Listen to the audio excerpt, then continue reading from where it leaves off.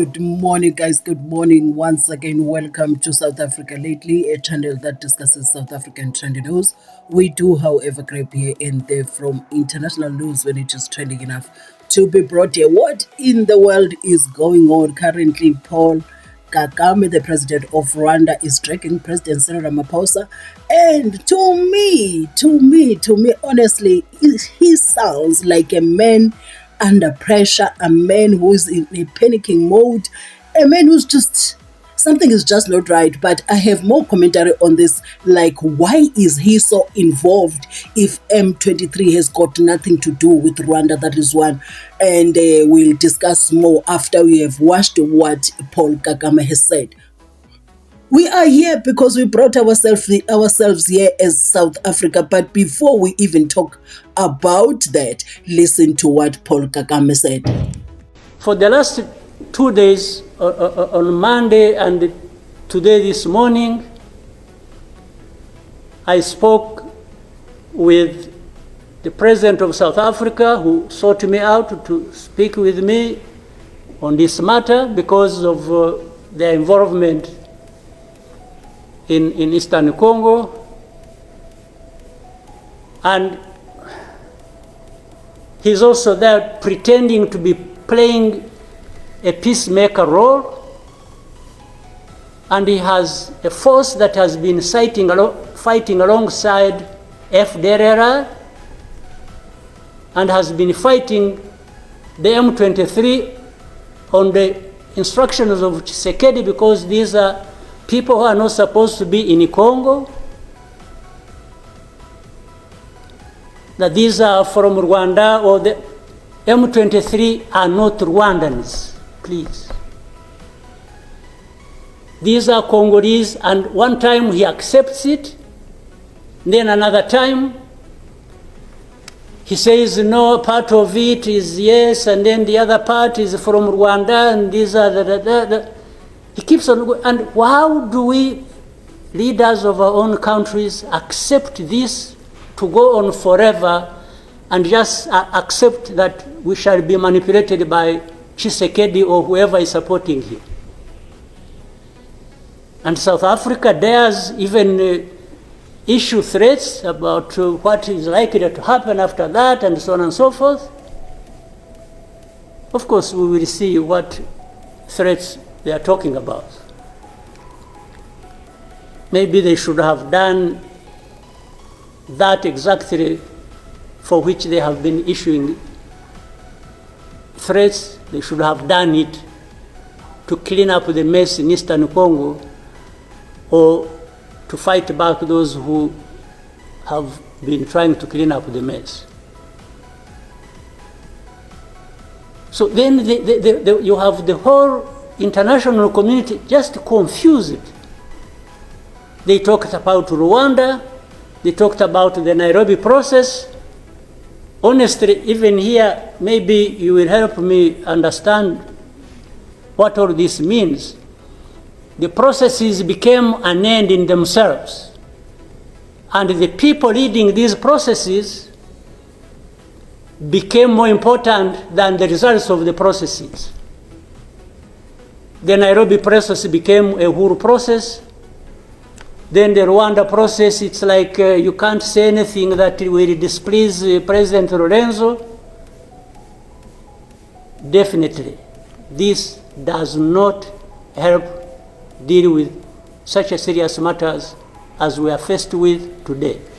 First of all, I've got nothing against Mom Angie, but what I'm saying is we need change in this department, because even people like Paul Kagame are able to speak like this because they look at South Africa and see that possibilities are, we are very weak. We have a very weak army, so he can come out and say the things that he is saying.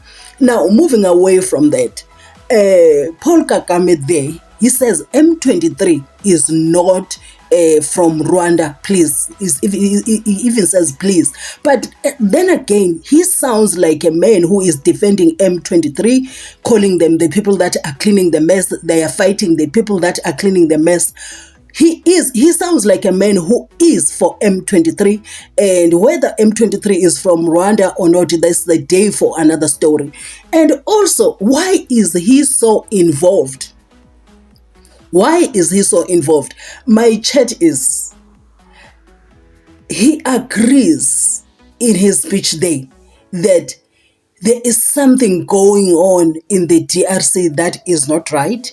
He also says that the South African Defense Force is fighting, assisting the president of the Democratic Republic of Congo. So what is wrong with that? For me, I would question South Africa's intentions if South Africa was fighting, assisting M23. Because M23 is said to be a rebel group, right? We all know that M23 is a rebel group. It is there. It is the public knowledge that M23 is a rebel group.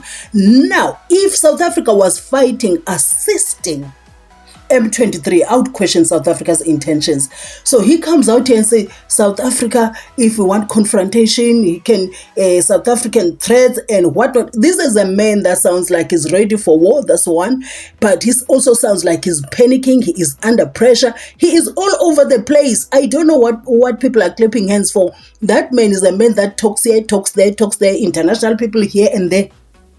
There isn't anything straight. Even him trying to blame President Cyril Ramaphosa there, it doesn't even stick, because he himself, I wish he could watch this video and listen to himself, because what I took away from that video is a man who is trying to defend M23 actions, who is in support of M23. I'm not saying that M23 is from Rwanda, because that's something that I don't know.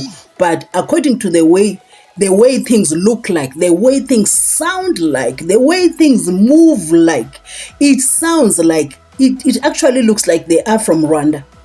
That's how it looks like. Number two, it sounds like Paul Kagame has a lot to lose should M23 fail in their mission. Do you get? That's my thing. Anyway, whatever your views are, kindly use the comment section to show your views. I'm going to be reading those, react to those that I could react to, and respond to the ones that I can respond to. Then I'm going to share with you, lastly, my views, and I'm going to share a screenshot what Julius Malema said about M23 and South African Defense Force and them surrendering. You see, because the Defense Force issued a statement saying, no, that was not surrender. It's a normal procedure. When their soldiers fallen from the other side, to wave a white flag for them to come and take their people. So we don't know what is what at the end of the day. But I'm going to read that one because I've moved away now from the Paul Kagame one, but we are still in that DRC. So I just want to share this video with you shortly. I don't have much to say. I just wanted to address that because now, in fact, before I share that screenshot, I got a bit angry because now small countries that has 14 million people, Rwanda, the president of Rwanda has the guts to come out and say the things that he's saying because the ANC has run South Africa to the drain over so many years. The dignity of South Africa has gone through the drains. You know, there are so many layers into what I'm saying, but I don't want to bring those here because some people might say, no, that's not it. No, that's not it. I just want to bring it here when I have the energy for it. I don't know when that would be because the days are very busy now. What I'm going to do right now, let us read that screenshot from Julius Malema's post. I think it was from a day ago. Julius Malema posted, the truth is undeniable. The South African army has surrendered and M23 is disarming them. Today's portfolio committee meeting has been postponed simply because the Minister of Defense chose not to appear. We cannot stand by and be complicit in this situation. We must take a stand and demand the immediate withdrawal of our soldiers from the DRC. It is imperative that we increase the military budget, and military equipment tenders must be halted without delay. Denel must be empowered with the mandate to produce military equipment, and our soldiers must undergo retraining before considering redeployment. We will not accept anything less. You see here, Julius Malema, most of the time I don't agree with Julius Malema, because sometimes when he says things, you look at what he's saying, like it's solely for the benefit of his image or the image of the EFF itself. But you see here, he spoke like a citizen concerned, because now we are made to look like Popeyes there in the DRC. So, and we are losing lives unnecessarily. So the general image of South Africa right now is not good. We look like a weak country. We have allowed a lot of things to happen within our borders. Even when Paul Kagame is speaking the way he is speaking now, we're saying we will see what that means. We are ready to confront South Africa like that. You see, who do we know is within here, is within the country? How do we know? How do we know? How do we know the people that we are harboring? Do you get? Our security has been messed up long time ago, because we don't know who is within our borders. High profile, low profile, you name it. All sorts of kind of people are here in South Africa. Do you get? So that alone puts us at risk.